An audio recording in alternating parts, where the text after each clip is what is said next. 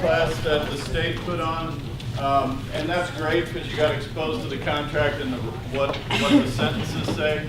But what we're going to try to stick to today, how's it going to affect you every day when you start using this contract?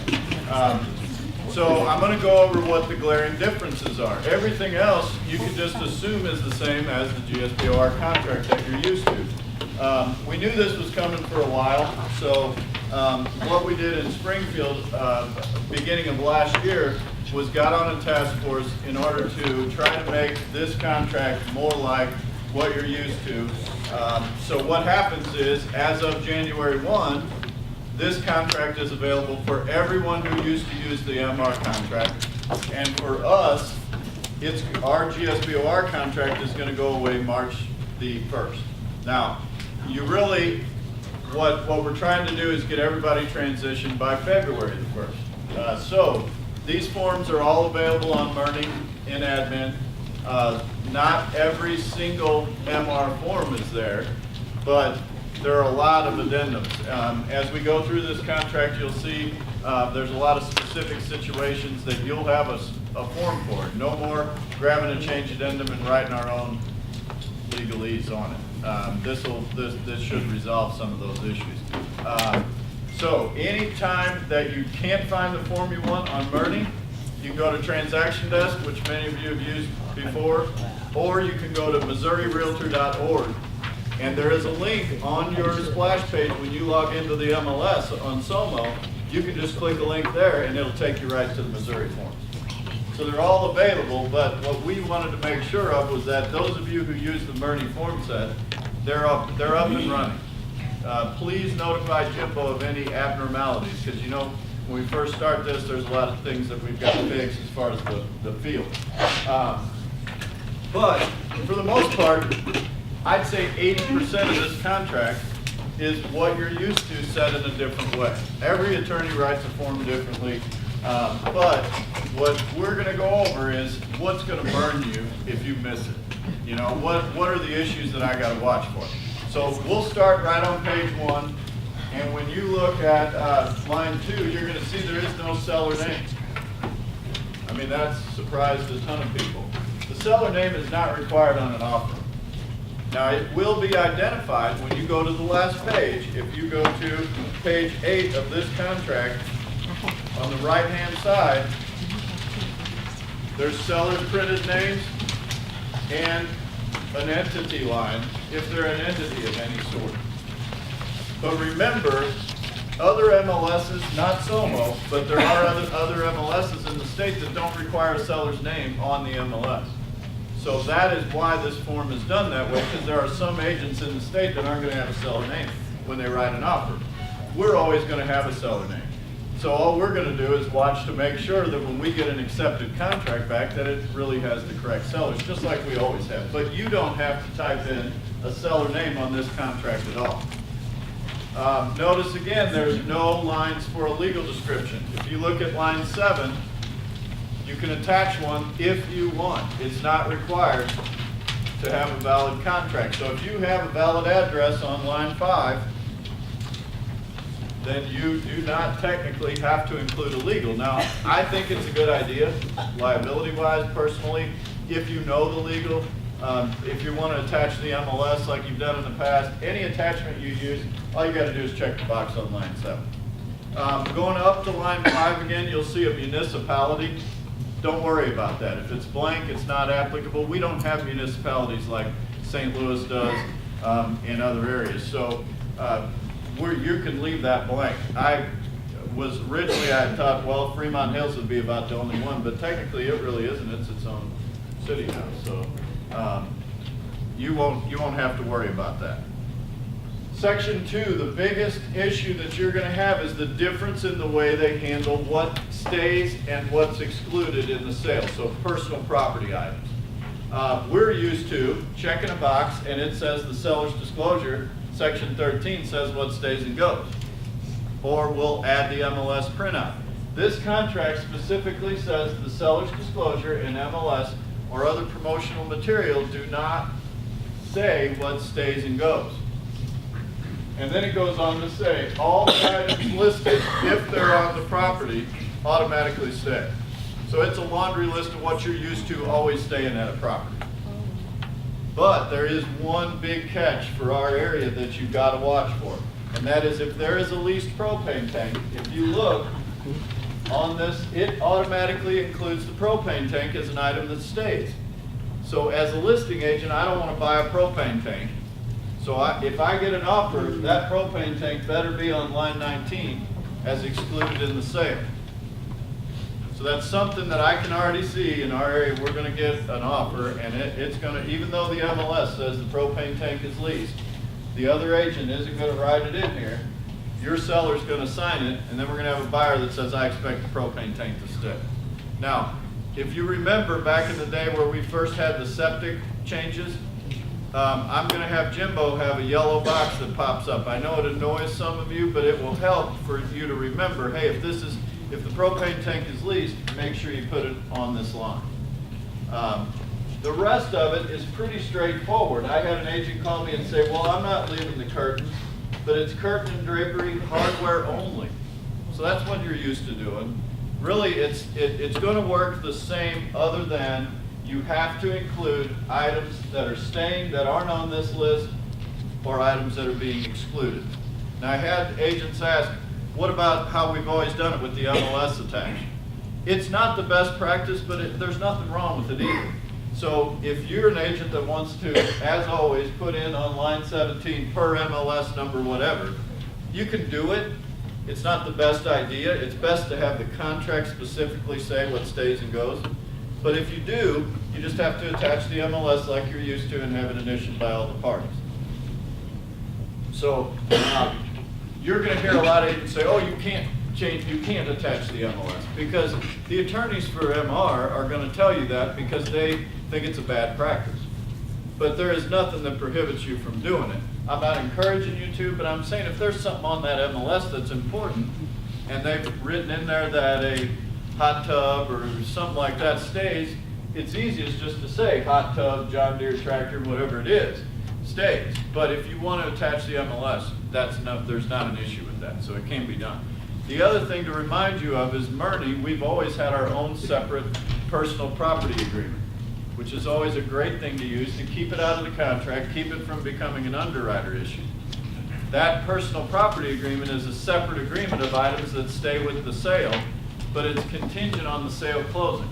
So you can use that on every deal if you want to make sure that you don't have a lender issue. Now, what I've seen, washer, dryer, refrigerator, that usually doesn't cause you a huge issue anyway. So it can be written right into that line. So that's something you got to watch for. Just remember, propane tanks are an issue.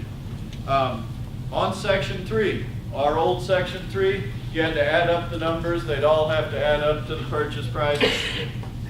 I'm happy about it. I hope you are. You don't have to do that anymore. Now you just got line 21 is the purchase price.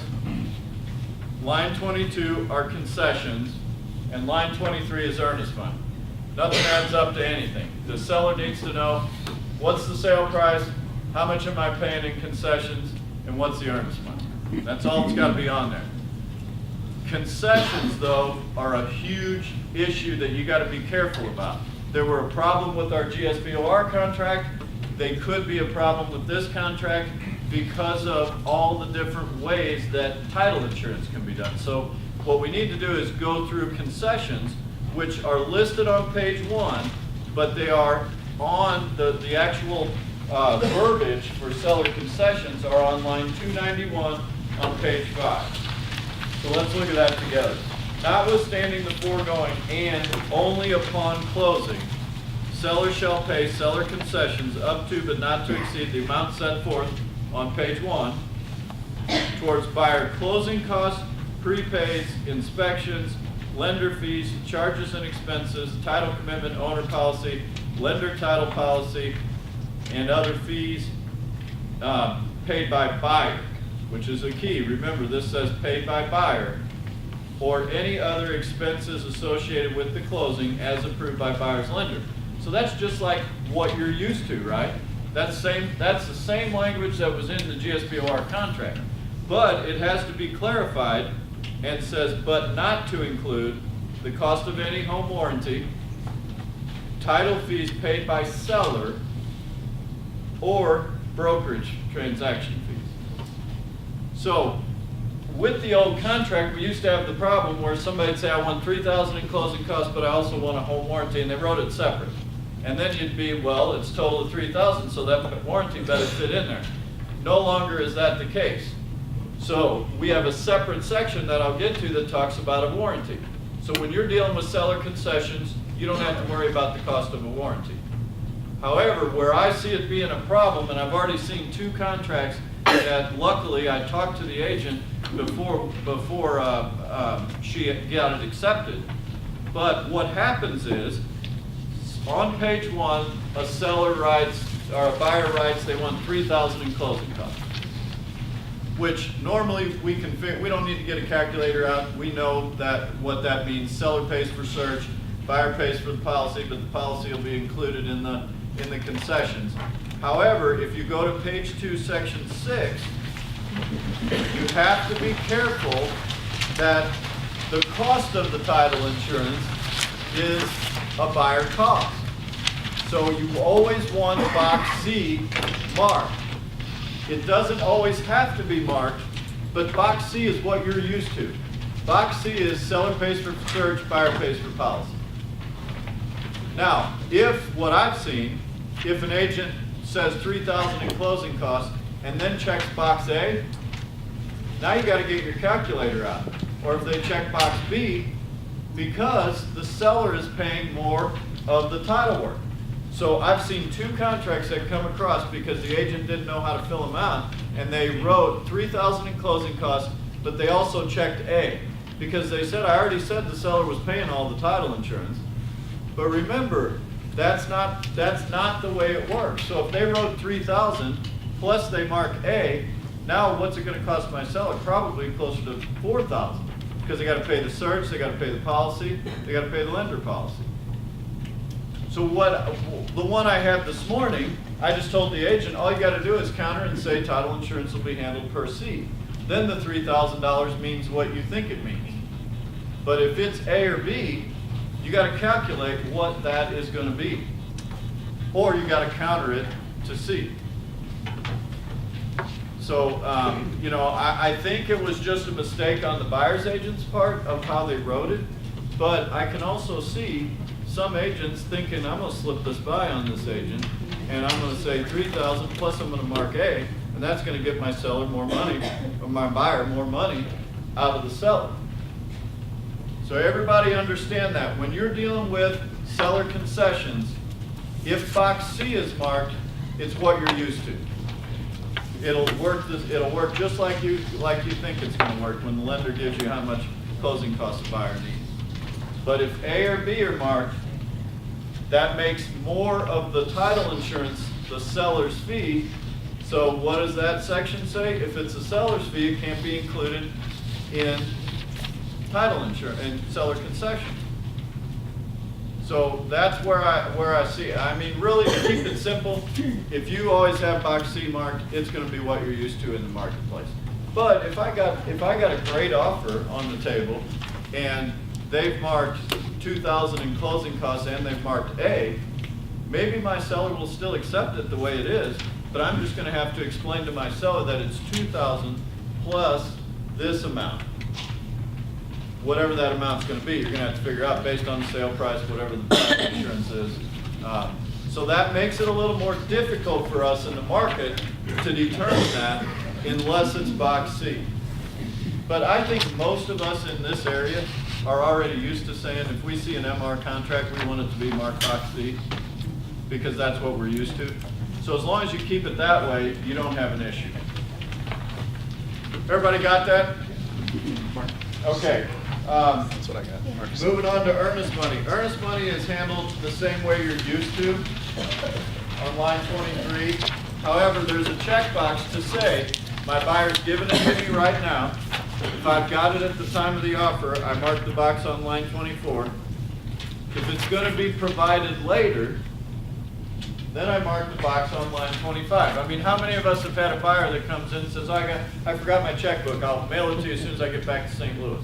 Well, if that happens, then we got to check that second box. But if we're doing a normal deal, our buyer's sitting there, he writes us a check to the escrow holder, then we will check that box and we'll go to the very last page, again, on the signature page, it's page 8, and at the bottom, there's a spot for you as the agent to say, I got the earnest money. Now, I don't know how you feel about this, but I think from a liability standpoint and a internal accounting standpoint, there are very few large companies that hold their own escrow anymore. So we are going to have you send it to the title company. Now, we'll still take care of it for you. If you've got a contract, as long as you turn it in quickly, you can give the earnest money check made out to whoever the escrow holder is. And we'll get into that in just a second. But Murney is not going to hold escrow money. It's all going to be held by the title company, usually the title company that's doing the closing, preferably. But that's what we have to identify is who is going to be. Go ahead, Teresa. I have a question about the earnest money and the receipt and acknowledgement on the bottom of page 8. Okay, go ahead. What if on page 1 you have checked the box that says line 25? You do not sign it. Okay. When but it's then what turned if in. But then what if the check comes into you in 2 days and you're going to turn it into the company? If you don't have it at the time of the offer, you never use that line on Okay. page 8. When you turn it into the title company, they're going to give you a receipt, and they all have a different looking one. Okay. But they'll give you a receipt, and your SkySlope accounts, instead of saying send us up a copy of the earnest money, it's going to say send a copy and the receipt if you get it yourself. Now, like I say, we don't have any problem with getting it into the title company for you. If you turn in the contract, you send it in through SkySlope, and you go over and see Donna and say, hey, this has to go to Hogan. The next day, we're going to take care of it for you, and we're going to get a receipt. But a lot of agents, they handle it themselves, and they just take it over to the title company, give a copy of the contract, get everything started. If that's the way you do it, that's fine. Just get a receipt from the title company. So it will be a change for you because you're used to turning in earnest money to Bernie on the contracts that you write. But all you have to do is decide, okay, where are we doing the closing? And if that doesn't change, we'll talk about it if that changes. But if you look at line 28, that is the escrow agent. Now, the one thing about this contract is it doesn't automatically default the same. It kind of defaults backwards, where if we identify the title company and we leave all these lines blank, then the title company is the escrow agent, the closing agent, and the title agent. So, but what I see what you're going to see in the market is those lines are always going to be filled out. So the line on 28 for the escrow holder, let's say we're closing at Hogan, is going to be Hogan Title. Then you're going to go down to line 36, and it's going to say, where are we closing? And we're going to say Hogan Title. And then it asks for a location. That does not have to be a full address on line 37. I mean, if it's Hogan Republic Road, or if it's Continental, or whoever you're using, you just have to identify which location you're dealing with. And then you've got the month, date, and year of closing. But once you've done that, you have identified who's doing the closing and who's doing the title work. I'm sorry, not who's doing the title work, who's holding the earnest money. We'll get to the title work when I go to section 6. But, so, go ahead. I have a question on earnest money. If you have 0 earnest money, do you receive the back that you have 0 earnest money? No, Okay. you just write 0 in the line. If there is no earnest money, you can either leave it blank or write a 0. It's probably best to write a 0 or a dash, but we're not going to send it back to you and make you add that initially. So once I've done that, I've identified where we're going to close. This contract defaults automatically, not a bunch of check boxes that you have to do, that says possession and keys will be delivered at closing. So it's like where you always get a note out of our office saying, hey, you forgot to check the at closing box. You don't have to do that. This is right at closing. If it's anything other than at closing, and this is one of the things I like about this contract, is it's gonna give you the form number and the addendum that you need to use. So if you look at on line 39, attach a rider if possession is anything other than at closing.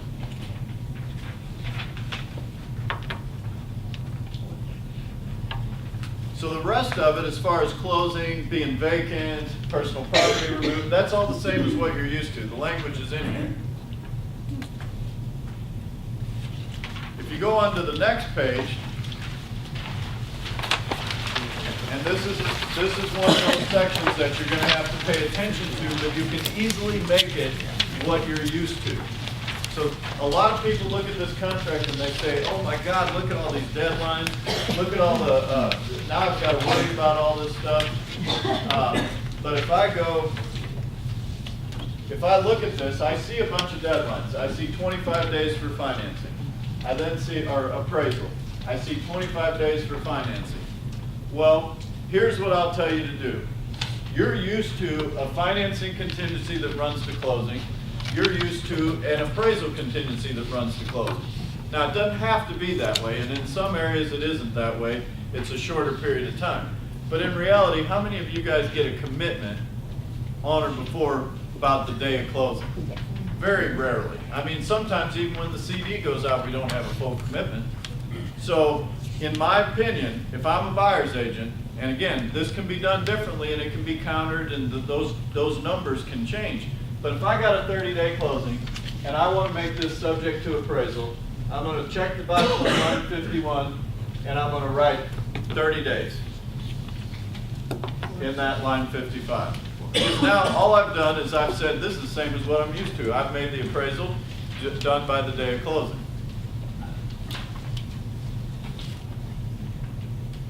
Now the balance of that appraisal paragraph from line 55 down, it's the same thing you guys do today. It's just written down. So I get an appraisal back and it's low. I contact the listing agent. I say, hey, my buyer wants you to come down. Whatever's negotiated, we negotiated. That's what this says.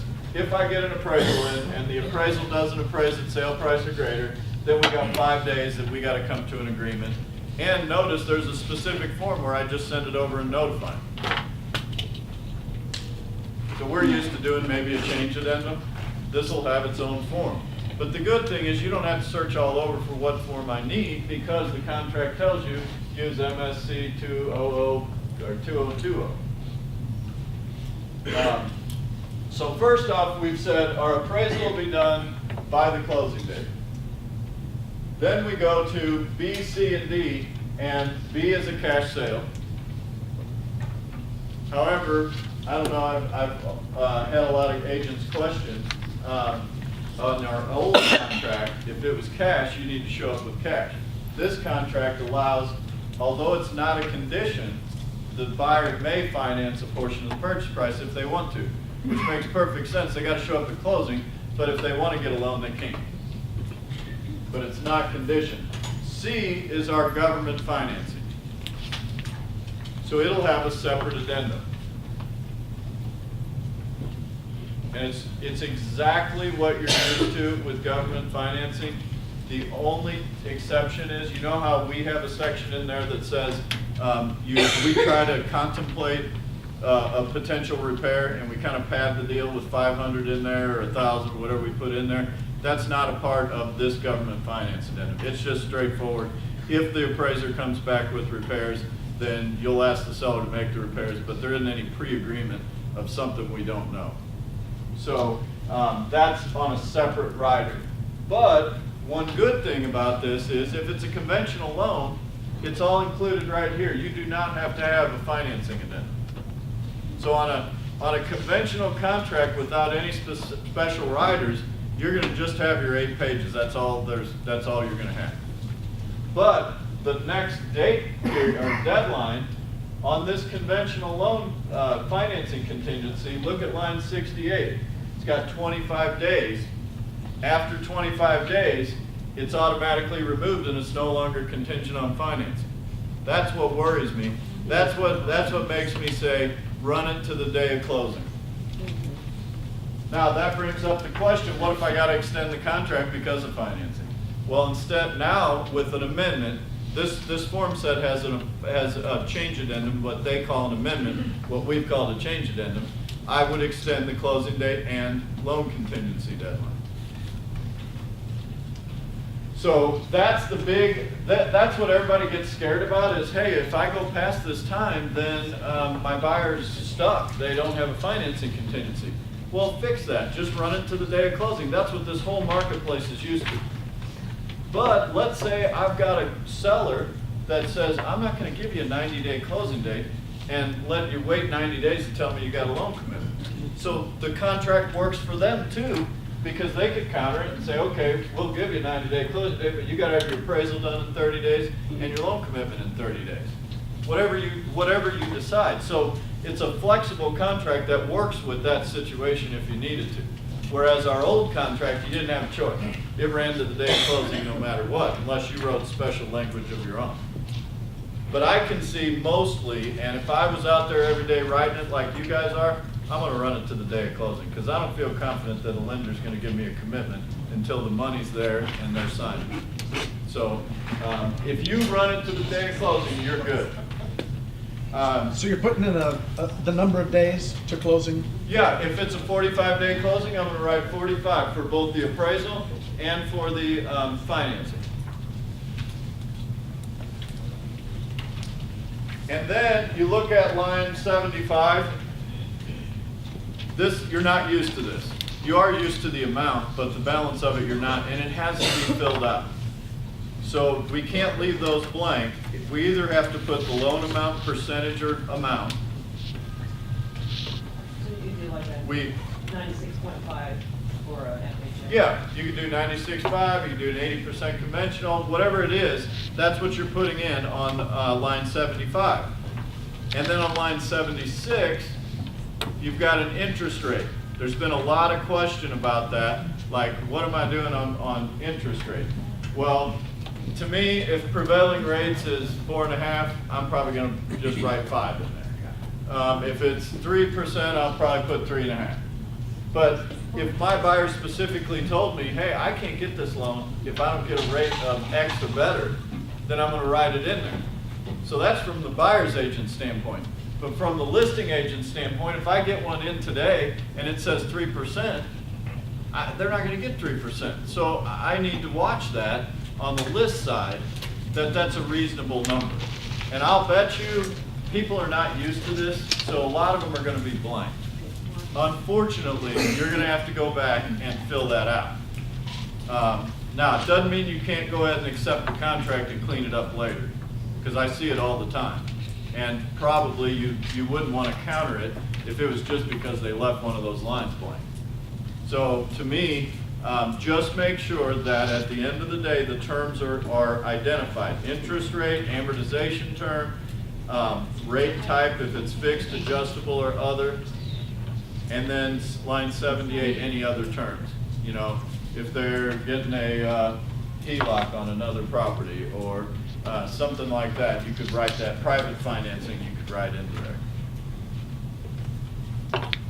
there. So that's where, don't let your buyer get into a situation, and I had one a couple years ago with the MAR contract, that we had a $700,000 house. Buyer comes about maybe day 30 and says, I'm having trouble getting my loan. They had 25 days, back then it was 15 days in their contract, and the seller was gonna sue it. Luckily, he was able to get the money, but he didn't have a financing contingency. So when that date passes, your buyer no longer has a financing contingency. Go ahead. On line 76, can't you just put market to protect yourself? Here's the problem with that. You can, but what is, if you can determine exactly what market is. The problem I have with putting a to be determined, I see that a lot, or market rate, you could have somebody try to wiggle out of a deal if they can't get a certain rate that they want.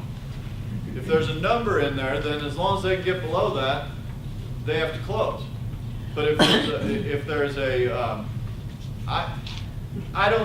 I'd have to kind of think about that, but I don't think it's a problem if that rate can be determined and nobody's going to argue about it. But it's easier, if it's 4.5, if prevailing is 4.5 and I represent the buyer, I'm probably gonna say 5. Because then I got a number in there, and if it kicks, you won't. You'll have to clean it up later. So she says, you get a contract from, you represent the seller. What I would do if that was blank, I would allow my seller to accept it. Or if I was countering, I would do the counter, and I would clean this up later. Because if I got a lender letter saying they're qualified, it may not have the rate.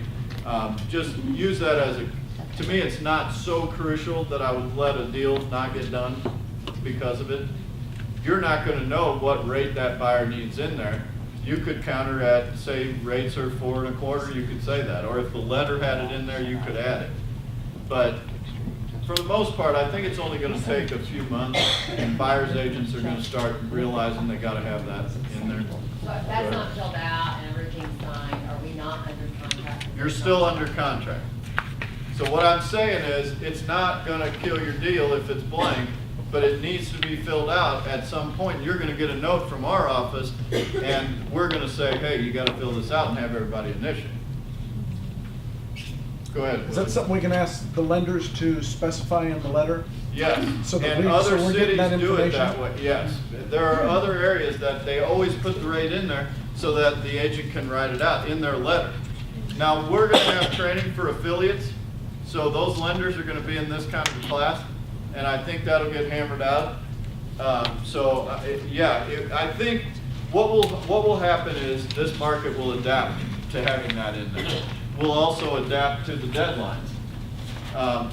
But I wouldn't, Marty's question, I wouldn't say I wasn't under contract because that was blank.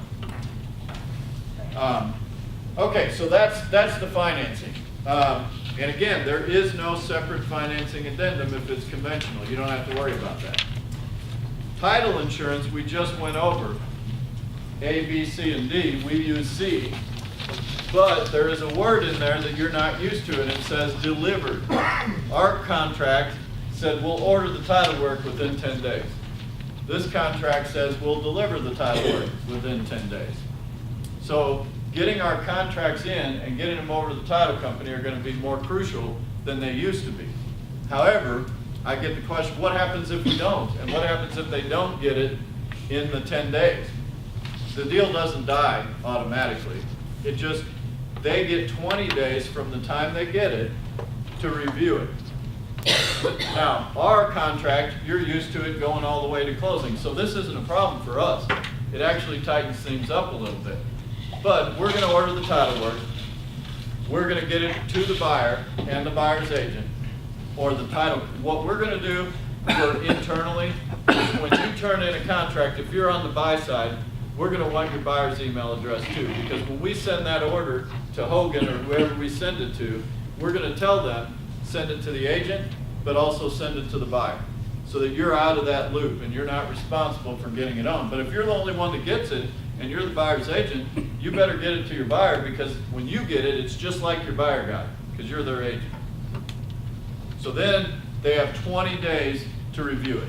Now, a lot of people think that's not enough time. When's the last time you had a title issue with a property that you had to deal with? Not very often. I probably got 1 or 2 a year. So it's probably not gonna affect much, but the deadline is also the survey deadline. So I don't know if you guys have ordered surveys lately, but sometimes they take a while. So what this says is, during this same time, I'm gonna get you the title work, and then once you receive it, you've got 20 days to review it. But also during that same time is your time to do your survey and determine if you have any objections to survey or title. So within that time frame is the same. So if I'm doing a survey and I know it's 200 acres and it's gonna take the guy 45 to 60 days to get me the survey back, then I'm gonna have to make that 60 days on line 96. I probably won't change my response period on line 103 because it gives you 7 days after the buyer objects for the seller to respond. But I'm gonna cover my buyer to make sure that he has enough time to get his survey back, review it, and determine if he has any objections. If the buyer's not doing a survey and you leave all those blank, you're probably perfectly fine, because everything's gonna happen within the 30 days allotted for that. You're gonna get your title work, buyer's gonna review it, 99% of the time, they're not gonna have any objection, and you're gonna go straight to closing, and there isn't any issue there. So don't get intimidated by all those deadlines, because you're already compliant with them. But a survey will make a difference. The other issue with a survey to make a note of, and you might underline on line 108. So if the buyer does a survey and he objects to something, and that objection the seller will not correct, and the seller cannot provide marketable title, this is probably never going to happen, guys, but it could. And then the seller is responsible for the cost of the survey. So think about that. That makes sense. If I'm gonna, you didn't disclose it to me, I go out and do a survey, there's a problem, you won't fix it, now you gotta pay for my survey. So it's probably never gonna happen. However, it's there, and it's something that when a buyer is doing a survey, you gotta let your seller know about it. That, hey, you could be responsible for the survey, but only if there's a problem that won't allow you to have marketable title. That's pretty rare. You know, that's probably, even if there's a problem, it doesn't mean the seller can't provide marketable title. If I got a boundary off, or if I got a fence off, that's not gonna change anything. It's only something pretty serious that wouldn't allow me to pass title to you, and if that happens and I won't correct it, which normally the seller will correct, because they can't sell it to anybody else, then I gotta pay the survey. So that's something to be aware of. If you have an objection, starting on line 102, that tells you what you can do. And our contract has the same stuff in it that says if I have an objection, I'm going to notify you in writing, blah, blah, blah. Okay, let's move on to the big one that's going to cause us the most problems. When you look at this inspection paragraph, understand that the old MR contract was like our option B. We have A and B. There are components of that in this inspection paragraph, but throw out everything you knew about the old MR contract, throw out 80% of what you knew about our old contract. This is brand new. It's not complicated, I promise. It sounds complicated because we're entrenched in the way we've always done it. But I'll explain it to you like I would to a seller. Okay, the buyer's going to have the opportunity to do inspections. We already say that. Within the first 5 days, they have to notify us if they have an issue with anything not related to an inspection. So if they can't build a shop in the back, if they can't park their RV, if there's a sexual offender next door, those first 5 days, and notice it's a blank. So if you look at line 125, that could be 0, it could be 3, it could be 5, it could be 10. But normally it's the first 5 days, you've got to notify me if you've got a problem with anything related to the property that doesn't have to do with an inspection. If you do, you can terminate the contract. So for those first 5 days, it's like our option B contract. Now, a lot of people ask, well, I'll never do that. Well, I mean, in reality, if I'm a buyer, say you're a buyer's agent and it's a Saturday, with the old contract, your buyer better be sure he can do everything he wants to do. He better be sure he's okay with the covenants and restrictions. He better have checked sexual offenders, because if you write an offer, he's saying he's okay with all that. Well, now you don't have to do that. It gives that wiggle room of 5 days or less or more that they can look at those issues and terminate for any reason. After that, they have to do an inspection, and they can only ask for what's on the inspection report. But aren't we all used to saying, well, you can't ask for that, you can't ask for that, you can't ask for this. Material defects, get rid of it. There is no determination of that. The buyer does an inspection, whatever on the report, they can ask for it. You Anywhere, present oh, sorry. any Anywhere issue, in the report? anywhere in the report. Okay. If there's Even an if it's issue. just a recommendation from me? Even if it's a recommendation. Go ahead. Can they still force you to bring it up to code if it's a 60s house to the code today? Yes. There is no, think about this, guys. Here's what I see every day. And here's what we all fight about all the time. And I'll bet you if I had $1, I'd be sitting on my boat somewhere. If I had $1 for every time I had agents coming in, can they ask for this? Can they really ask for this? My seller doesn't want them to ask for this. It puts us right in the middle of the argument. So you got two agents fighting with each other. You got two brokers fighting with each other. You got a seller saying to the listing agent, what good is your contract? You got a buyer saying to their buyer's agent, how come you can't get me out of this deal? And you got two agents saying, oh, you're going to have to go see an attorney, and we can't release any earnest money. Well, it puts us right in the middle of the fight. I don't think you need to be there. And you have to remember that everywhere else in the state, they've always only had option B. So that's what the rest of the state's used to. This is not option B. This is you got 5 days to be option B, but after 5 days you have to do an inspection. You can only ask for what's on the inspection report. But we're not going to be arguing about what's material, what's not, whether it was code. I've had the question, okay, what if I do a lot in SE1 and I want to put that into my contract? It's okay. If you counter it and you say seller will not repair anything that was coded at the time the property was built. That's great. If the buyer accepts it, it's out. But you got to remember, they can also ask for things that they see, things that you've disclosed. So the object is, why not get these things resolved at the time of contract so we're not fighting about them later? So if I won't repair the windows that are rotten, or I won't fix the cracks in the foundation, or I won't do something, then we gotta change our mindset that if we're on the seller side, we should address those in the contract so we don't have to deal with them.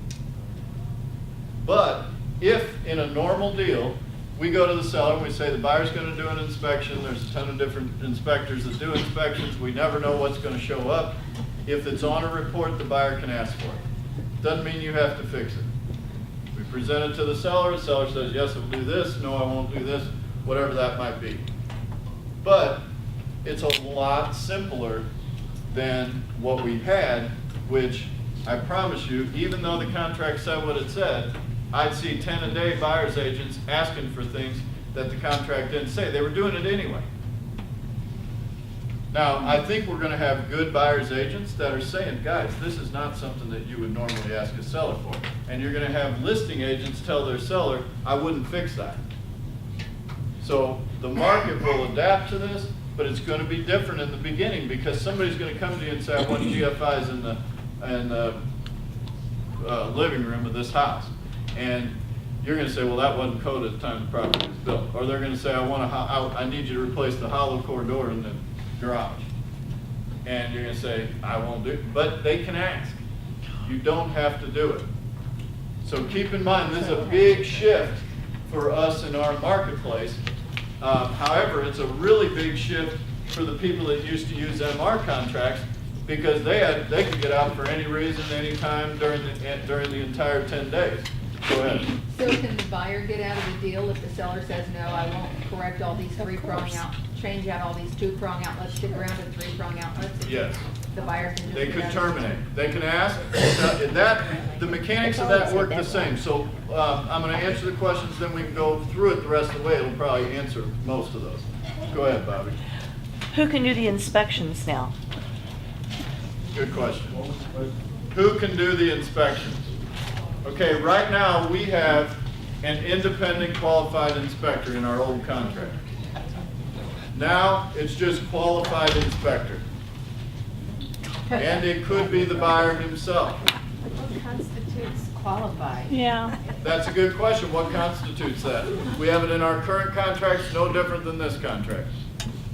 So it's the same as what we've always had. They got to be qualified. A reasonable person would determine that. Now, I know we don't always deal with reasonable people, but keep in mind, we're doing it, we've got the same thing today other than it said independent. And this contract does not say an independent inspector. So if my brother Joe is a contractor for 20 years, he's qualified, I can have him do my inspection. However, he's got to do a report. And I can only ask for what's on his report. But it could happen. It could happen where a buyer does his own inspection. And they have to do their own report? They would have to do their own report. Okay? So after the 5 days, you got the balance of that. Remember, it's not 5 days, then 10 days. You got 10 days to do inspection. The first 5 is your property data review period. After 5 days, you have to do an inspection. You can only ask for what's on the report. Now, if there is a specialist required, it's the same as what you're used to. You notify the listing agent, you get an additional 5 days. It does, in this contract, it says there's a form for that, but it says it may be used. So if we want to practice the way we always have, and I send Marty an email and I say, Marty, my buyer's taking an additional 5 days, that's sufficient, that's good enough. It's the same way you've always done it. But at the end of that time period, then the buyer has 3 options, starting on line 152. 1, they're satisfied with all inspections, we're all happy. 2, they make a list of unacceptable things they want fixed. Or 3, they terminate the contract. Now everybody says, well, where's the option A in that? I agree with you. Look at the next line. Line 155 is a limitation on the buyer's ability to terminate. So that box there says if it's checked, they cannot unilaterally terminate. They must give the seller an opportunity to make repairs. So that is like what you're used to in option A. So whereas your old contract, you had as A is a whole separate set of rules, B is a whole separate set of rules. This is not like that. You got one set of rules during the inspection period, but either the buyer can terminate or they have to make a request. So you notice if that box is marked, number 3 is no longer a possibility for the buyer.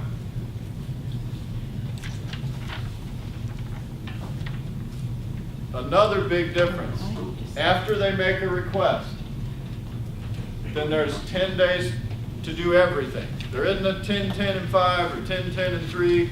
It's once I make a request, you guys have 10 days to come to an agreement.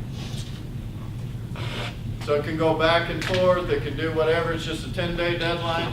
And a lot of people say, God, all these, it's gonna take so much longer. It's actually shorter than what you're used to. You're used to 10 days, and then a 5-day period. This is 10 days, and then you got 10 days to agree. Here's where the problem comes in, and what you're gonna have happen, I know we're gonna have it happen. I did a meeting with the brokers, and I know we're all on the same page on this, because we know it could happen. I've got the buyer. I go to Marty's seller, I give her a list of defects, 10 things I want fixed. Marty responds and says, I'll only do 8 things. That's on, say, day 2 of her 10 days, so we got 8 days left to come to an agreement. My buyer says, I want out. I'm not dealing with her, I'm moving on, I want to go buy another house. Well, we're not through the 10-day period yet. I can't just terminate. Because Marty's seller could always go back and agree to everything I asked for, and I have to stay in the deal. So let's say that we go back and forth, and Marty's guy says, I'm tired of this, I'm gonna agree to everything you originally asked for, and you're gonna go to closing. I have to do that. That creates an agreement. That's what's called a capitulation clause. That means the seller throws up his hands and says, I'm gonna do everything you originally asked for, I hope you're happy. You know, that's basically what it allows. But let's say her seller wasn't gonna do that, he was just a jerk, and he didn't wanna respond, and he wouldn't sign a mutual release. Well, I gotta wait 8 days, remember? Because she came back to me on the 2nd day, my buyer wants to go buy this house down the street, but she's got until day 10 to turn around and say she agrees to everything. Now that's taking it to the nth degree. I don't think that's gonna happen, because I bet her seller wants the house back on the market, he's not gonna do it, my buyer wants to move on, we get a signed mutual release and everything's fine. But in the worst case scenario, my buyer could be held up for those 8 days. However, remember, he could have been held up for another 15 in the old contract. So in the new contract, it's all has to be done in the 10 days. After I make a request, we got to come to an agreement in 10 days. The big difference is that her seller can go backwards in time and say, I'm just going to agree to everything you originally asked me for. Go ahead. Is it, even if I give the notice on day 2, do they still, do we act like it's 10 days from the 10th day? No, it is, notices work exactly the same. So let's say it takes me 8 days to do my inspection. I give Marty notice. Her day 1 of 10 is tomorrow. So she has 10 full days. But we have 10 full days together. So if she only takes 5, now we got 5 days to agree. If she takes 2 to respond, I got 8 to agree. But everything has to be done in those 10 days. There isn't an additional 5 days or additional 3 days. Now the good thing, and it's different, the good thing for your buyer in that situation is, if she does nothing and her seller's mad, on the 10th day, this contract dies and I move on. It doesn't on the 10th day mean my buyer has to buy it no matter what, like you're used to. It's at the end of the 10 days, the transaction's dead and the parties move on. They still have to do a mutual release. It's 10 and 10 or just 10 total? 10 and 10 total. 10 days for me to do my inspections, 10 days for you and I to agree. Total of 20 days. If these are all left blank, it's a total of 20 days. The first 5 you can get out for any reason. After that, you make a request, we have 10 days to agree. So, Dusty? Well, I was just gonna say, if it's on day 2, and they're still on the 5th day, they could exercise the property data and not like the school district? No. Well, yeah, if you did it that quickly. So if all this, I can't ever see that happening within 5 days. But yeah, if you did it within the 5 days, you're still within your 5-day period to terminate. So you probably could get out for any reason because it's still within that time They frame. could move on the. They could move on. In that case, they could move on. Do you have to say why you want to terminate in the first 5 days? In the first 5 days, no. You do not have to say why, you just send over a termination. And there's a form for that. If you look on the contract, it says use MSC 2049. That means I'm terminating during the property data period. There is a form that you can grab to do whatever the contract requires you to do. You do not have to say why. And why would you make anybody say why? Because there's 1,000 reasons that they could. So there's no sense in trying to argue and say they gotta have a reason. So, say you don't mark with their line 156 or 168. What is the time frame that the seller responds to the? It's the same, 10 days. Same, okay. It's the same. So remember, what we're talking about, the rules of the game and what you can and can't, it's the same whether that box is marked or not. That's the good thing about this new contract is you're not dealing with a different set of rules under A and a different set of rules under B. The only difference is whether or not I can terminate or whether I have to ask you for repairs. That's the difference. That checkbox on line 156 means I can't just terminate the contract. Go ahead. So, 10 days of coming to an agreement of what repairs are going to be made or not. If you cannot come to an agreement within that 10 days, then it's over. Yes, you can either mutually agree to terminate within the 10 days, or at the end of the 10 days, it terminates automatically. However, you know how we get into a situation where buyers and sellers are going back and forth, the 10 days go by. Let's say they want to still come to an agreement. There is nothing that prohibits them from still coming to an agreement and going to closing. You don't have to write a new contract, all that. It just says that if we haven't reached an agreement in 10 days, this contract terminates and I can move on. I still do a mutual release. That doesn't change. So I still want one. But the contract itself says it's terminated. Now, let's get into what you probably aren't going to like about what the buyer can ask for. We didn't get all the way through that. So the buyer can ask for anything that's on a report. But the buyer can also, let me just show you the language in here. When you look at the language on line 160, So they have to reach an agreement as to who will complete and pay for the correction. Now, what does that tell you that's different than what we're used to? Who will complete? So let's say I go out, I got a buyer, my buyer gets a bid, Dale's Roofing. It's $8,000 to replace the roof. And I send you a request. This probably isn't gonna happen. In most markets, the ones I've seen are just a request for repairs. But if I had a buyer that said, I will only use Dale's, I want you to ask the seller to use Dale's Roofing for repairs. And I send it over. If your seller doesn't have a problem with that, they like Dale's too, and they sign it and agree, we're all happy. But let's say your seller said, no, I don't want to use Dale's. Well, I still have the right to ask you to use Dale's. And let's say you go out and you get 3 bids. And Kenny T, A1, a couple others, and you say, it's only going to cost $5,000 to do this roof. We have to negotiate that out. But I could, as a buyer, say, if you don't use Dale's, I'm going to terminate the contract. Unless I'm being totally unreasonable. So this contract, remember, it's not going to solve all of our fights. Right now we get in fights and we say, we're not releasing you because you couldn't ask for that in the first place. Well, if I'm asking her for an $8,000 roof and she goes and gets Kenny, and Kenny says it needs a couple $100 worth of repairs, am I operating in good faith? Probably not. So Marty comes to me as her broker and says, what do? I'm going to say, you don't release the earnest money, tell the buyer they're not operating in good faith. We're not. There's nothing automatic about this new contract. We're still going to have disputes, but they're going to be a different kind of dispute. Instead of fighting about what you can and can't ask for, we're going to fight when a buyer is being unreasonable.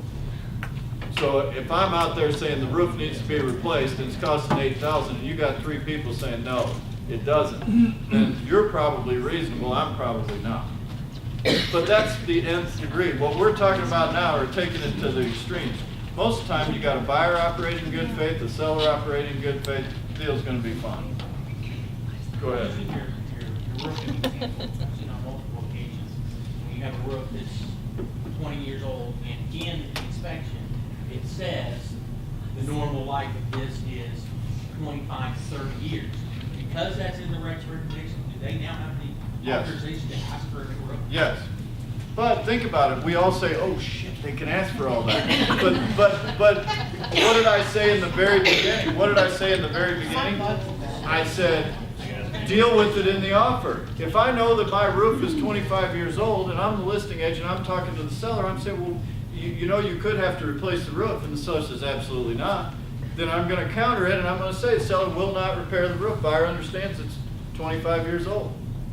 What have I just done there? I have eliminated my problem 10 days from now that we're always in, which is the roof's reached the end of its life, but the buyer wants it replaced. It's not leaking, the seller won't replace it. So you're saying if they're agreeing on a price that's really low, they'll say, okay, but I'm not gonna do any repairs, like, oh, well, that roof's really old, you're not gonna ask for it, then you just counter back. Just counter back, and I mean, basically, it is a difference in mindset. If I'm a listing agent, I'm going to think a lot harder about what I deal with in the offer that I don't want to have to deal with in the inspections. Because even if I put it on the disclosure statement, that's not part of the contract. So I got to say in my contract, I will not fix this, this, and this. Go ahead. How do you deal with the insurance issue on the roof then? The insurance issue on the roof or anything else is the same as what you're used to today. If you look at line 139, homeowners flood insurance, possibility the premiums may increase. So that has to be done within the inspection period. Same as what you're used to. So your buyer has to ascertain the availability of insurance within the inspection period. But you and I both know, yeah, that's great. Yeah, it tells the buyer to do it. But if I've got a buyer that's subject to financing and 2 days or 3 days before closing, the insurance says I'm not going to insure it, well, my buyer's not going to get his loan. He's probably getting out of the deal anyway. We're not going to keep that deal together. So even though it says that, it's not perfect. Our old contract said it. This contract says it. It just tries to encourage people to get the insurance done within the time frames. But it is in there. So I think the biggest thing to walk away from is the time periods we can all deal with. They're all very, very similar to what you're used to. Material defects, you've got to agent anymore about you can't ask for this, you can't ask for that. If it's on a report or a specialist report, then they can ask for it. It simplifies that matter. Go ahead. If a buyer waives their inspection, do they still have the 5 days at the beginning? Good question. No. So look at the box on line 168. It includes everything. So it's our option C. What you're used to in our contract is option C is box on line 168. And they waive their right to object to any property data, so that's the first 5 days, or submit an inspection notice. So they're basically saying, we are option C. We're not going to do inspections, and it's not subject to inspection.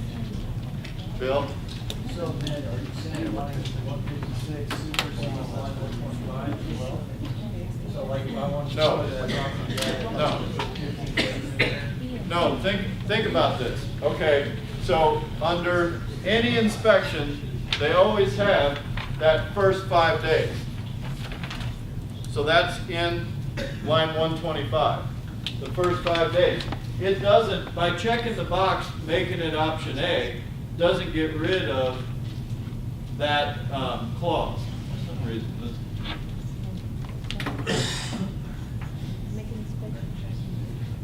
but yeah, if I've got 6 offers on the table, and somebody sent me one, and this in B is 10 days, and I got another one that the agent wrote 0, so that means they've already checked all that stuff out.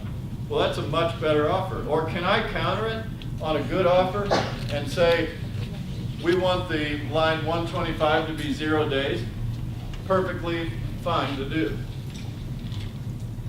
So remember, this is a very adjustable contract depending upon the situation. You know, I've already had one counter offer on a deal, which is exactly like our counter, going from saying the buyer will be option A. How often have we countered a buyer back to option A? We've done it all the time. Well, this counter said, box on line 156 shall be checked. Well, that's like countering from B to A. So everything you're used to is here. What you're not used to is not having material defects, you know, things which weren't code, wear and tear, all that kind of blown. That's out the window. Go ahead. If your buyer checks the waiver box, but then he gets an FHA and the appraiser comes back with 4 things they want done. Good question. So if a buyer waives their rights on line 168, then they have a government loan, the appraiser comes back and says these 4 items are appraisal requirements. They still can ask for them. Just like on any other deal, no matter what contract you're dealing with, if the lender requires 4 things to be done, you're not going to close without the seller doing those 4 things or negotiating those 4 things. So, you know, marking box C on an FHA loan really doesn't make any sense. So everybody got that through the inspections? Join us. Line 156, through the buyer's agent, we probably wouldn't check it, just to leave that open, but as a seller's agent, they might want to check it. Well, yeah, her point was, as a buyer's agent, would I want to check that box? But as a seller's agent, you wouldn't. Think about it the same way you do A and B. If I'm a seller, I like A better. If I'm a buyer, I probably like B better. But it's negotiable. Now, so if I'm sitting with my buyer and this property's been on the market for 1 day and I'm worried about multiple contracts, I may, even as a buyer's agent, say we ought to check the box on line 156 because it makes the seller feel better. So, you know, it just depends on the situation, but the options are there for you. So go ahead. Presently, under our option B, if we submit repair requests and the seller agrees to do them all, we can still back out the deal. But I think you said last time. No, you can't. The comment was that under our current option B, we submit repairs and the seller agrees to do them, we can still terminate the contract. You can't. And it works the same way in this. Everything works the same. Once a buyer makes a request, if the seller agrees to them, the buyer cannot get out of the deal. Unless theoretically it happened what you were saying, all within that first 5 days, which is never probably gonna happen, but it could. So once a buyer makes a request, if the seller immediately agrees to it, then you've got a defects agreement, you proceed to close it, nobody can get out. So in that situation, if you wanted out, you basically just wouldn't submit a request, you just get out, is that right? Well, you'd either get out, if you had a buyer that wanted out of the deal, they're either gonna terminate within their first 5 days, or if you've marked the box that they have to make a request, then they're gonna have to do what they do with option A, they're gonna have to make a request. And if the seller will fix them all, they can't get out. So whether it's, the only difference is if that box is not marked, then they still have the option 3, buyer elects to terminate this contract. So that's like our option B, but it's solider than our option B because they still have to do an inspection, they can't just terminate. They can only do that in the first 5 days. Whether they have to make a request or have the ability to terminate, they must do an inspection and they have to provide a report with their termination or their request. Go ahead. So buyer elects to terminate the contract. They wait till day 11 to do their inspection. Doesn't count. No good. So that's a good point. After the time periods, I let my time period go by. I accept the properties just like you're used to last year. A buyer doesn't do any inspections, they wait till day 12 and send you a request. Well, they're past their 10 days. They've accepted the property and agreed to proceed. Go ahead. I want to make sure I understood what you said. So when you're asking for repairs, it has to be listed in the report, or you also said, I think, if the buyer sees something that they want to ask for, they could ask for it. No, it must Okay. be in a report. So the buyer can What I was saying is, you could have put it on the disclosure and the buyer could have seen it, but they can still ask for okay. it. All So right. that's where the difference is in our contract. So even if it's something they should have seen, should have been readily apparent, or if it's something you put on your disclosure statement, they still can ask for it unless you deal with it in the contract in the offer and count.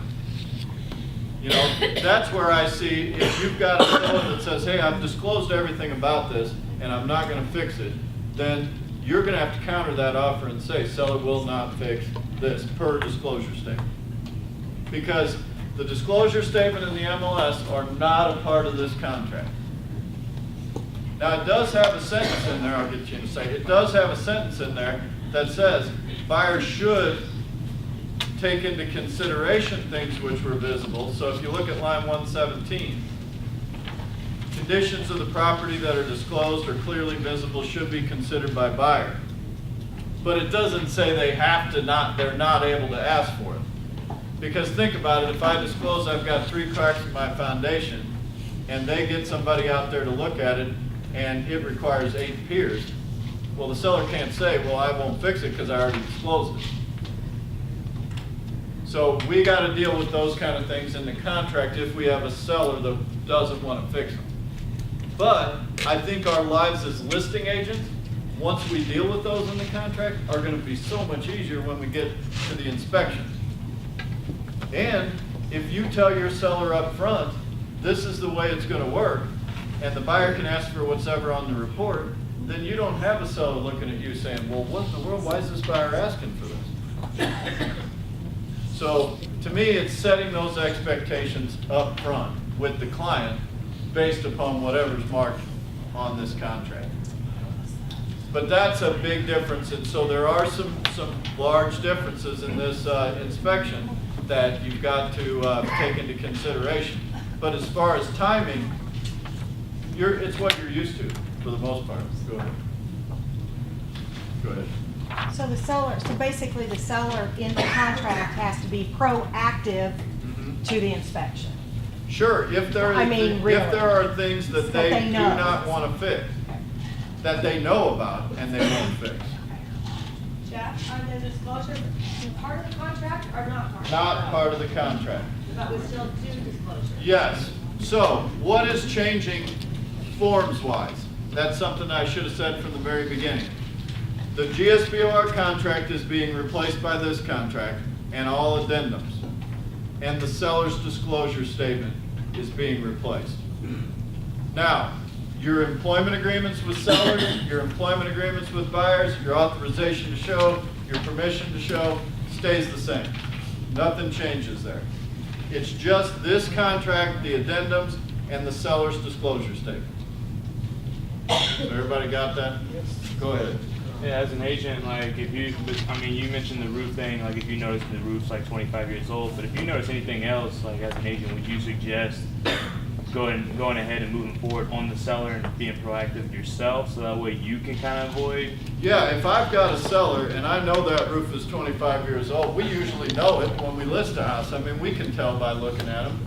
If I get an offer to purchase, I'm going to warn my seller, hey, there's a possibility the buyer's going to ask you to replace the roof.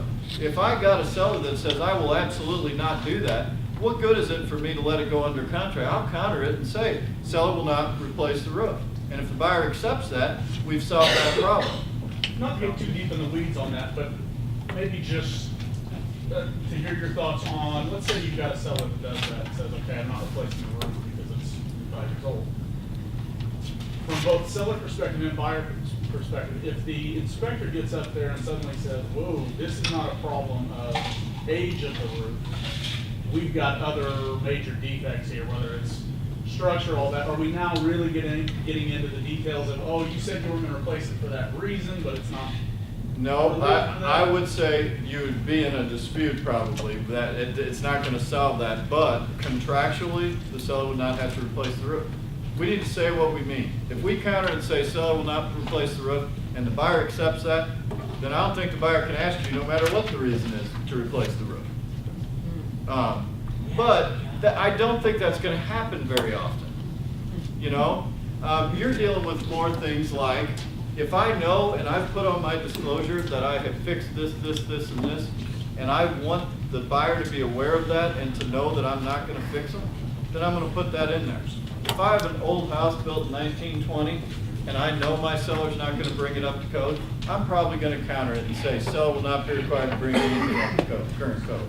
But that doesn't mean that they still can't ask for it. If it If comes it's up in the report. contract, they cannot ask for it. They agreed to it up front. Okay. Yeah. So that's the point I was making, was that address those kinds of items that bother you about this contract. Because I know there's some things that bother me about it too.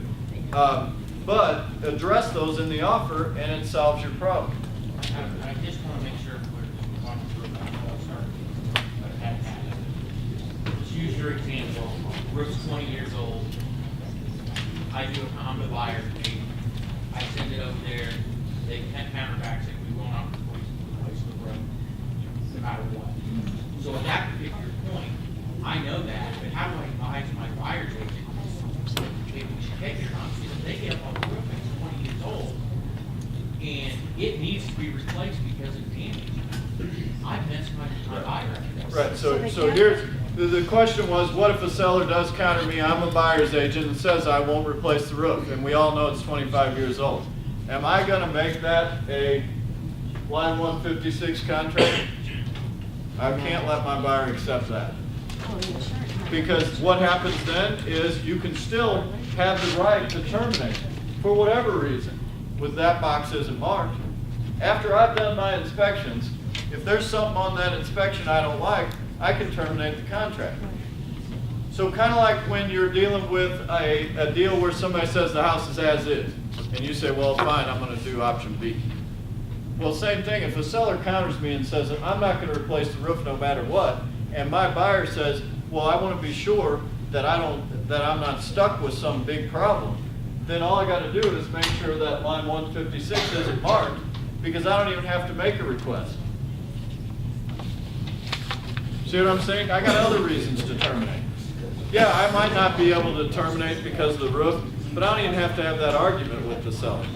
I can terminate for 4,000 other things.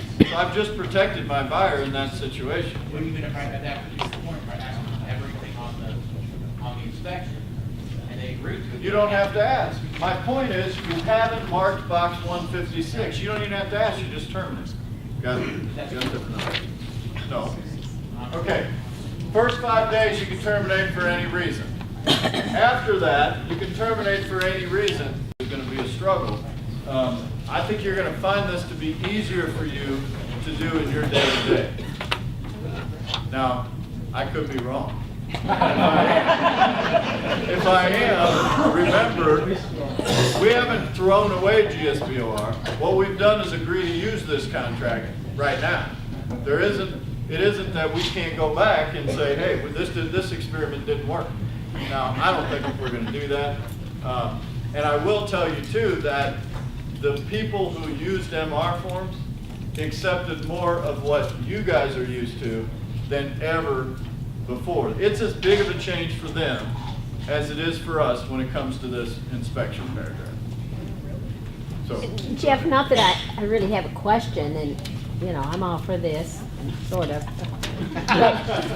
But does this not seem, is it just me, am I missing something? Does this not seem more buyer-friendly? in a way, than seller? there is okay, so I've had that question a lot. I could probably name half and half of what benefits the buyer and what benefits the seller. I mean, we just talked about something that the seller can do that definitely doesn't help the buyer, which is I can go back and agree to everything I originally asked for. That's more seller-oriented. But it doesn't get the house sold. Doesn't get the house sold. What the issue that I see, honestly, is, and I started this at the beginning of this inspection paragraph. What I see in my office more than anything else is two agents fighting with each other, which becomes two brokers fighting with each other, which then becomes the seller mad at their listing agent and the buyer mad at their buyer's agent. And what good are we doing as a profession to those people when they walk away saying, why in the heck did I use a realtor? And that's what's happening a lot that I see. So this takes us out of that fight. We say, you know, it is what it is. The buyer's going to do an inspection. The buyer's going to ask for whatever is on that report or whatever items he chooses on that report. You're going to either fix them or not fix them, and we're going to negotiate. But he has to, look how far we've got him. He only has 5 days to terminate without anything for whatever reason. Now, once you get past the 5 days, they at least have to do an inspection. So you got him that far in it. And then if that box is marked, they can't just terminate, they have to make a request. So I see where you're coming from entirely, and I am a big proponent of having an agency neutral contract, one that benefits the seller as much as it benefits the buyer. But what I see in our market, no matter what we put into a contract that says, Mr. Buyer, you can't ask for this, they're doing it anyway. They're asking for it anyway, and buyer's agents are letting them ask for it, or they can't control what they ask for. And we're stuck in that situation anyway. So we end up in a fight, and now let's try getting out of that fight for a while and see how this works. I can, you know, it's a tighter contract than what MR used to have, what St. Louis has, what Kansas City has, what anybody else in the marketplace has. Everybody else has line 154, that I'm going to do all my inspections, and if I decide to terminate, I'm going to terminate. So, you know, I get where you're coming from, but it's a better seller contract than any of those. Go ahead. So I have the seller, and for whatever reason, we didn't counter back for the buyer to check 156. The 5 days goes by and they decide to terminate the contract.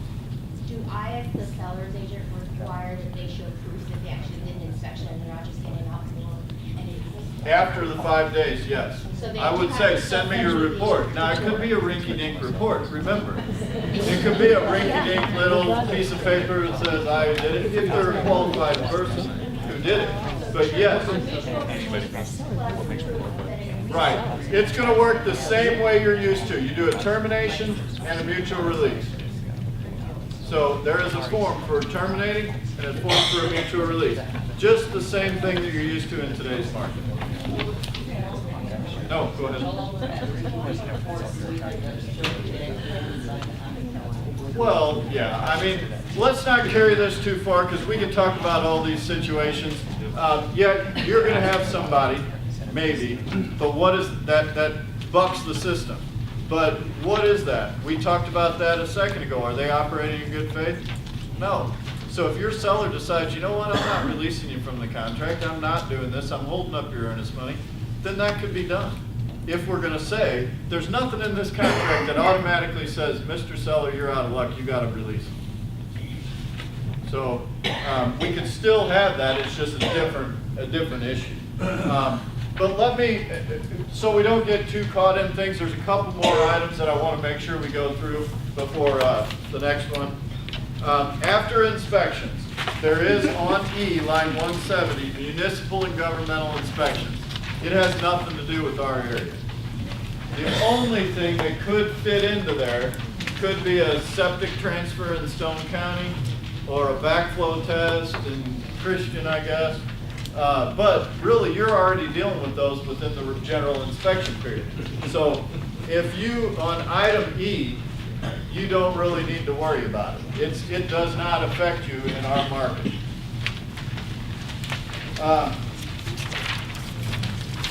Section F, broker's role is just a CYA. It says the same thing in our contract as it does in this. Section G, important, home warranty. So where there used to be home warranty included in concessions, it's no longer included in concessions. So you've got the first box, that means buyer acknowledges seller's not giving us one.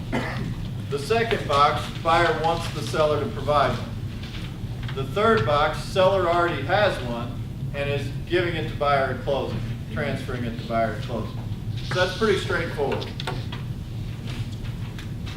And so, the third box would be if it says in the MLS, seller Right. is providing a home warranty. Yeah, if on the MLS, seller's furnishing a home warranty, then I'm gonna use the third box. If the seller's not providing one, but the buyer's asking the seller to do one, I'm gonna do the second box. Okay? Disposition earnest money, section 8, same as what you're used to. A little more language, but it really says the same thing, I promise you. Section 9, loss and condemnation, same as what you're used to. If the house burns down in a fire, buyer has a choice of terminating the contract or closing and accepting the insurance proceeds. That probably never happened to you. Adjustments in closing costs. This is important. Everything is the same as what you're used to, unless it's a rental house that's vacant, or I'm sorry, a rental house that's not vacant. If it's a rental house that's not vacant, you have to use the rental rider, which is a great form.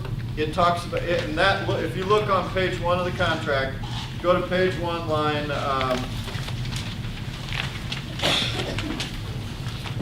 page 1, line 46 at the very bottom. If the property is occupied and a rental, then you want to include that rider. And the reason you want to include that rider is because the contract you use now, you're used to security deposits and rents, security deposits to be transferred, rents to be prorated. Well, that's not listed here in the contract where we're at on section 10, but it's handled in that rider. But there's a lot of other cool stuff in the rider that I get questions on all the time, like, what if we got to give notice? When do we get a copy of the lease? What about the security deposit? All that stuff is covered in that one single rider. But that's to make sure that the prorations are done right.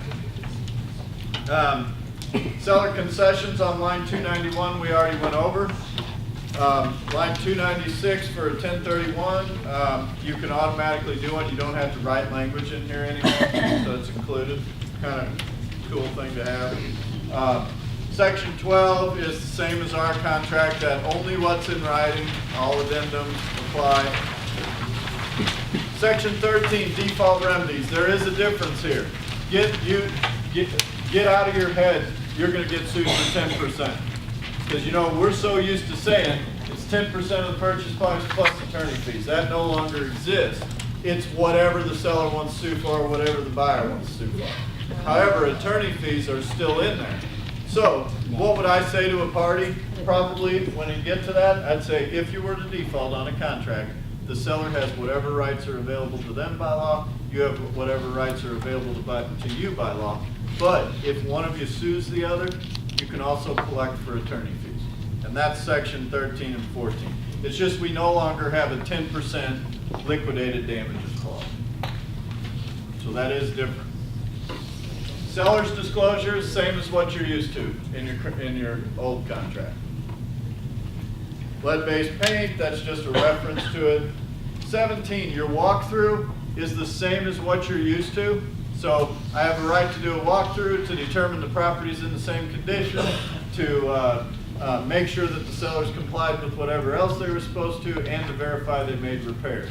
The only difference in this contract is that last sentence that allows the buyer, if the property is vacant, they can put the utilities into their name 4 days prior to closing. Doesn't usually happen. I doubt it's going to make any difference in our market, but they have the right to, if it's vacant, put the utilities into their name. The only point I could, she asked what's the point, the only point I could see is if it were winterized and they wanted to have it up and running by the time the property closed, they could do that in 4 days prior to closing. Signatures, same as what you're used to, same legalese as what you're used to. 19 governing laws of construction, same as what you're used to. 20 notices, written notice is the same as what you're used to. Again, there might be an extra sentence or two here and there, but it's the same as what you've learned all along with the old contract. Section 21 is any riders that are going to be attached. Now, MR has about 50 probably different riders for whatever situation you have that might come up. So only 4 of them are listed there because they're the most common.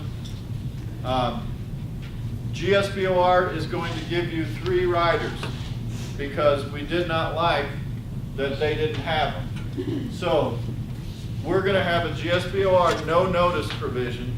So on a contingency with no notice, they don't have that. So we'll have that. We're going to have a new construction rider. So with new construction, you'll be able to include an addendum. It'll talk about inspections and any attachments the builder wants, picking colors, all that kind of stuff. Then there will be a septic rider. Because you guys are all used to seller uncovers the septic, buyer does it, then the seller recovers the septic. That's not in this contract. Remember, this contract is buyer pays for all inspections, and when they're done, they make a request. So that's pretty simple. But if you've got a seller or a buyer that wants the rules to be what you're used to, there'll be a rider that allows you to say, seller, you're going to uncover the tank, I'm going to do the inspection, we're going to recover the tank. And that has worked really well for us for a lot of years, and we didn't want to give that up. So it doesn't have to be used, but you have the ability to do it. So if I'm a seller's agent and they go to do inspections and there's no rider, and it's not my seller's responsibility to. Exactly. Kind of like with the existing MR contract or with our option B, the seller doesn't have to pay for that if they don't put it in there. But I see it written in a lot, so we decided just to do an addendum to have it done. Somebody, yeah. If you attach a government loan rider and you check the mandatory clause, do you still have to do an appraisal notice and provide the appraisal? You would have to. If it doesn't appraise? No, technically not unless both boxes. So if you don't mark the appraisal contingency and you use the government financing addendum, the government financing addendum makes it automatically contingent on appraisal, just like ours. So you would not go through that same procedure in the contract that you had to do, because it basically says if it doesn't appraise, you don't have to close. Now you could use the form and negotiate a lower sale price or do an amendment. Nothing prohibits you from doing it, but you don't have to do the same thing that you have to do in the appraisal contingency. It's a special clause on its own. The reason we're doing a new construction rider, if you, what section are we on? We are on line 395. On line 395, it specifically says this is not made for property that's under construction. It's made for property that's completed. Well, we use our contract all the time for property that's under construction. So that's why you're gonna have a new construction rider for this contract. All it really does is say the inspections don't start till you tell me the house is done. But it's gotta be included so that you've got that. Section 22 is just a little room for you to write. Now, the good thing about this is you probably won't have to write much because it's all covered in here. If you check boxes, if you do, but if there is a lot of room that you have to write, there is this space plus what we would call a special agreements addendum. They still call it amendment, even though they call it an amendment, but it can be attached and we can write additional information. But I'd almost guarantee you, if you sat and thought about what you had to write, you could probably go grab a writer and attach it and wouldn't have to write anything. And remember, that's a big source of liability for us as agents when we're writing our own real estate clauses. So it tries to keep us from having to do that. Personal interest disclosure. So section 23 is great. It's a lot more simple than you having to write it that you're licensed. If you're the buyer or the seller, you just fill out the blanks. Source of compensation. This line 24 down is our agency disclosure. It just looks a little different. It's identical.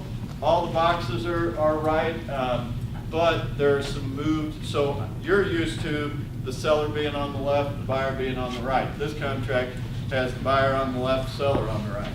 But we indicate what our agency status is, and instead of, if you look at line 426 and 433, where you're used to marking that below your signature all the time when you do a contract saying you're designated agent, you mark it right there.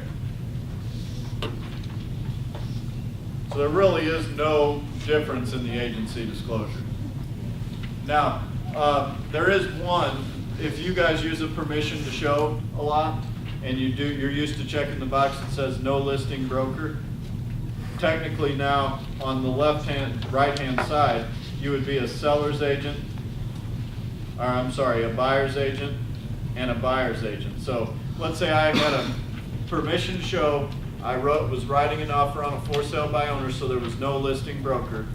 I would write on line 420, I'm a buyer's agent, and then on 429, I'm a buyer's agent. Instead of what you're used to doing, you're just saying I'm a buyer's agent and there's no listing broker. Call the date that everything starts the signature date. This contract calls the date everything starts the effective date. So the effective date is the last signature date to the contract. So that's the only difference. Everything else about notices works the same. But the actual terminology is just different to where the signature date is the effective date. So it's the same. And all time periods work exactly the same as what you're used to. They're all, if you look at section 31, they're all 24-hour periods, Central Standard Time. So if I got a contract and we go under contract today, day one is tomorrow. And it goes 10 days until midnight. So I get sometimes still agents saying, well, we signed it at 2 o'clock today. That means your deadline's 2 o'clock 10 days from now. It doesn't work that way. If we sign it today, today is our effective date. Tomorrow is day one, goes to midnight. 10 days from now, midnight. So that works all the same. Signatures are flip-flop from what you're used to in Springfield. So the buyer's on the left-hand side, seller's on the right-hand side. If they accept it, just like our contract, they sign. If they don't accept it, they can either reject it by initial in line 476 or countering on line 477. And if they counter, here's your counter form. But all you got to really know is fill in the blank, but all you got to really know is counters work the same as what you're used to, which means none of the unsigned counter terms apply.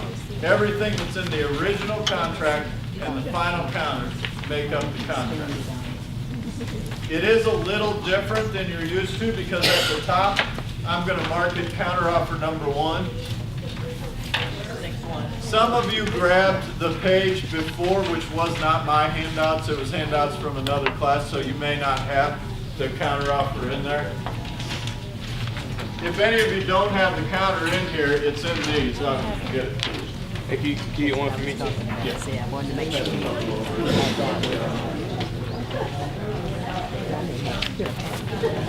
you. Pass it to you. I'm sending back.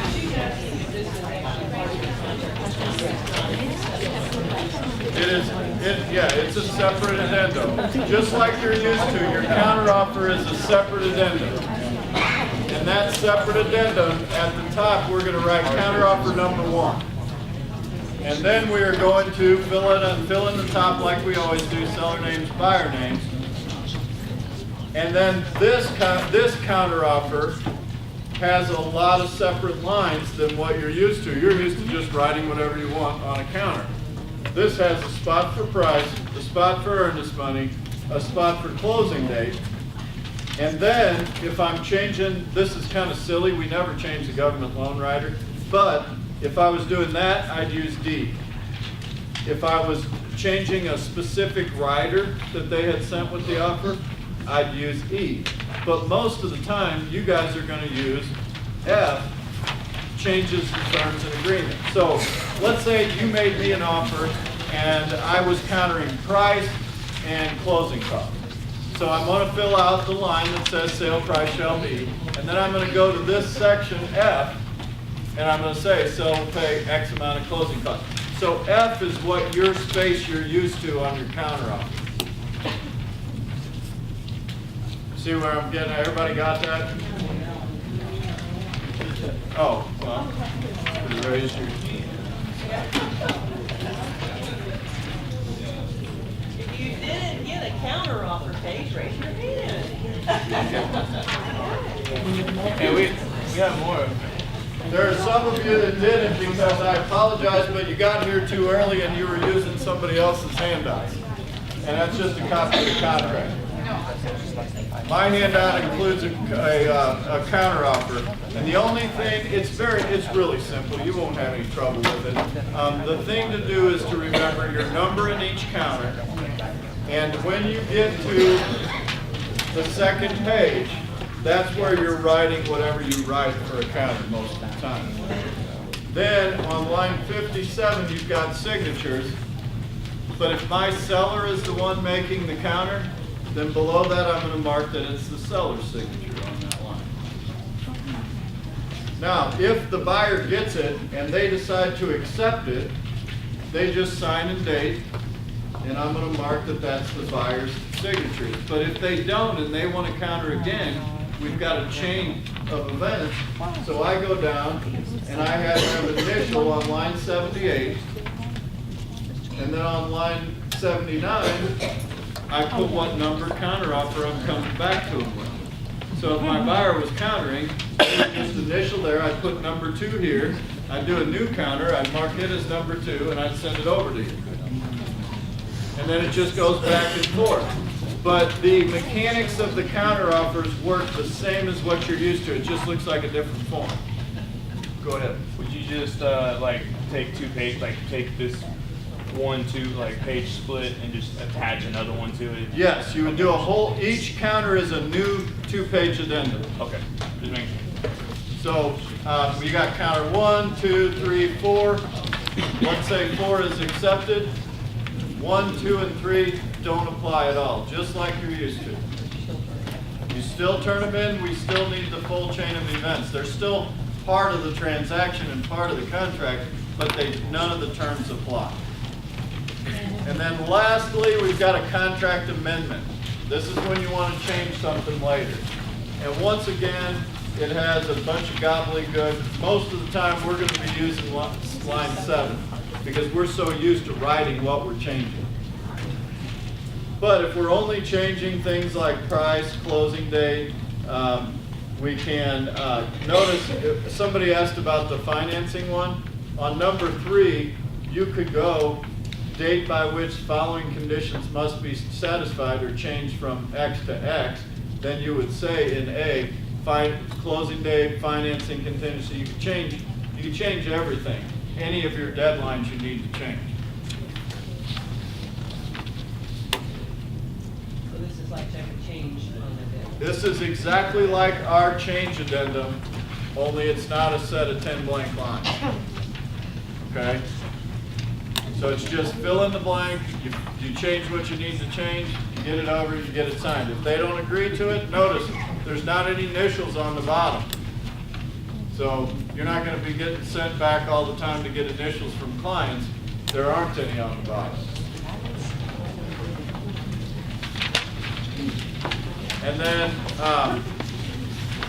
lastly, is the inspection notice. So you're used to our defects notice, defects response, defects agreement, which is one form with 3 different boxes. This one is one form that includes the notice, the response, the agreement, or a continuation. So if I've got the buyer, I'm going to use Part A, and I'm going to notify the seller that either I'm happy with all the inspections, or I want these things to be fixed, or I'm terminating the contract. And then the seller gets this notice if I ask them for repairs, and they're going to use Part B to counter and say, this is what I will do, this is what I won't do.